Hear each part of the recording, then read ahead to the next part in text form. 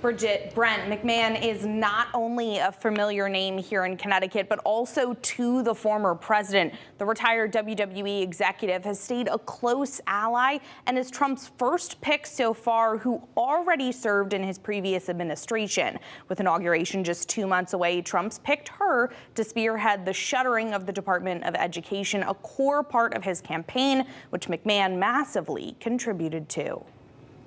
We're going to end education coming out of Washington, D.C. We're going to close it up. We're going to send it all back to the states. While Linda McMahon was expected to have a large role in President-elect Trump's incoming administration, this one is a surprise for many considering her background.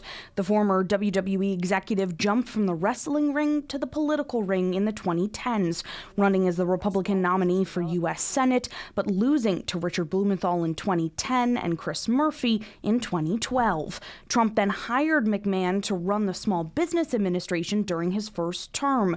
We spoke with her back then about her relationship with the president. We had had a couple of business interactions with WWE and a couple of the properties that then Donald Trump, Mr. Trump, owned and that WWE promoted in those facilities, and it was a very good working relationship. McMahon's only educational experience is 1 year serving on the Connecticut Board of Education back in 2009 and years on the Board of Trustees for Sacred Heart University. Kate Diaz, president of the Connecticut Education Association, reacted to the nomination, saying she feels it, quote, represents a reckless shift in our nation's education priorities, adding, quote, the incoming administration's agenda puts a long list of protections at risk. President-elect Trump and now McMahon have vowed to close the Department of Education, but it's not something the president can do by himself. The department was created by Congress, and only Congress can abolish it.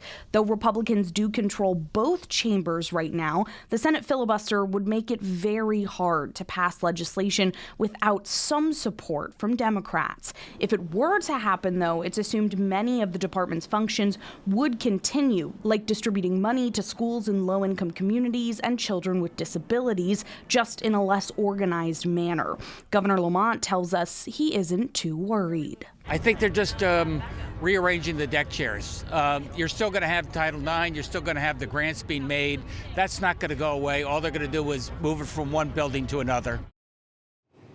Now, the current education secretary is also from Connecticut. I did reach out to Secretary Miguel Cardona's office for comment on this nomination, but did not hear back. As with all of Trump's cabinet picks, they will still require Senate confirmation. In the studio, Emma Wolforce, Fox 61, Connecticut's news station. Brent, Bridget.